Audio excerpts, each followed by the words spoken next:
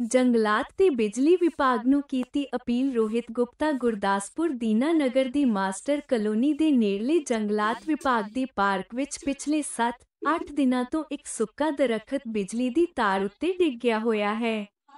ਇਸ ਗੰਭੀਰ ਮਾਮਲੇ ਵੱਲ ਨਾ ਤਾਂ ਜੰਗਲਾਤ ਵਿਭਾਗ ਨੇ ਧਿਆਨ ਦਿੱਤਾ ਹੈ ਅਤੇ ਨਾ ਹੀ ਬਿਜਲੀ ਵਿਭਾਗ ਵੱਲੋਂ ਕੋਈ ਕਾਰਵਾਈ ਕੀਤੀ ਗਈ ਹੈ। ਇਹ ਪਾਰਕ ਇਲਾਕੇ ਦੇ ਲੋਕਾਂ ਲਈ ਦਿਨਚਰੀ ਦੀ ਸੈਰ ਦਾ ਮੁੱਖ ਕੇਂਦਰ ਹੈ।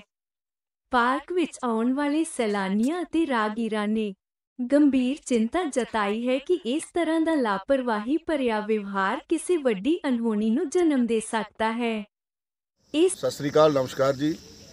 ਇਸ ਸਮੇਂ ਅਸੀਂ ਦੀਨਾਨਗਰ ਦੇ ਵਿੱਚ ਜਿਹੜਾ ਮਾਸਟਰ ਕਲੋਨੀ ਦੇ ਬਾਹਰ ਫੋਰੈਸਟ ਡਿਪਾਰਟਮੈਂਟ ਦੀ ਜਗ੍ਹਾ ਦੇ ਵਿੱਚ ਜਿਹੜਾ ਪਾਰਕ ਬਣਿਆ ਹੋਇਆ ਲੋਕਾਂ ਦੀ ਸੈਰ ਵਾਸਤੇ, ਸੁਵਿਧਾ ਵਾਸਤੇ, ਉਹਦੇ 'ਚ ਇਹ ਵੀਡੀਓ ਬਣਾਉਣ ਦਾ ਮਕਸਦ ਇਹ ਆ ਵੀ ਆਹ ਇੱਕ ਦਰਖਤ ਆ, ਇਹ ਪਤਾ ਨਹੀਂ ਕਿੰਨੇ ਸਾਲਾਂ ਤੋਂ ਸੁੱਕਿਆ। ਔਰ ਇਸ ਦਰਖਤ ਦੇ ਬਾਰੇ ਫੋਰੈਸਟ ਡਿਪਾਰਟਮੈਂਟ ਦੇ ਕਈ ਅਧਿਕਾਰੀਆਂ ਨੂੰ ਮੈਂ ਕਈ ਵਾਰੀ ਕਿਹਾ ਕਿ ਇਹਨੂੰ ਕੱਟ ਲਓ ਯਾਰ।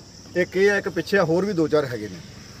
ਇਹਨੇ ਹੁਣ ਦੇਖੋ ਇਹ ਪਰਸੋਂ ਦਾ ਡਿੱਗਿਆ, ਇਹ ਜਿਹੜੀ ਕੇਬਲ ਵਾਇਰ ਹੈ ਜਿਹੜੀ ਬਿਜਲੀ ਬੋਰਡ ਦੀ, ਉਹਦੇ ਉੱਤੇ ਅੜਕਿਆ ਹੋਇਆ ਔਰ ਇਹ ਕਾਫੀ ਨੁਕਸਾਨ ਕਰ ਸਕਦਾ। ਸਾਰੇ ਜਿਹੜੇ ਇਹਨਾਂ ਦੇ ਮੁਲਾਜ਼ਮ ਨੇ, ਅਫਸਰ ਨੇ, ਉਹ ਇੱਥੋਂ ਨਿਕਲ ਕੇ ਜਾਂਦੇ ਨੇ, ਨਾਲ ਇਹਨਾਂ ਦਾ ਦਫ਼ਤਰ ਹੈ, ਪਰ ਇਹਨਾਂ ਨੂੰ ਇਹ ਨਜ਼ਰ ਨਹੀਂ ਆਉਂਦਾ। ਸੋ ਮੇਰੀ ਹੱਥ ਜੋੜ ਕੇ ਬੇਨਤੀ ਆ, ਇਹਨਾਂ ਅੱਗੇ ਤੇ ਕੀ ਕਰਨੀ ਹੈ, ਬਿਜਲੀ ਬੋਰਡ ਵਾਲਿਆਂ ਨੂੰ ਵੀ ਮੈਂ ਬੇਨਤੀ ਕਰਦਾ ਕਿ ਤੁਸੀਂ ਤੇ ਆਪਣੀ ਪ੍ਰਾਪਰਟੀ ਬਚਾਓ ਯਾਰ।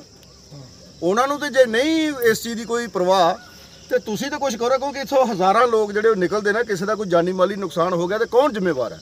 ਸੋ ਮੈਂ ਇਸ ਵੀਡੀਓ ਰਾਹੀਂ ਬੇਨਤੀ ਕਰਦਾ ਕਿ ਆਪਣੀ ਜ਼ਿੰਮੇਵਾਰੀ ਡਿਪਾਰਟਮੈਂਟ ਨੂੰ ਜਿਹੜੀ ਉਹ ਸਮਝਣੀ ਚਾਹੀਦੀ ਹੈ ਔਰ ਇਹਦਾ ਕੋਈ ਹੱਲ ਕਰਨਾ ਚਾਹੀਦਾ।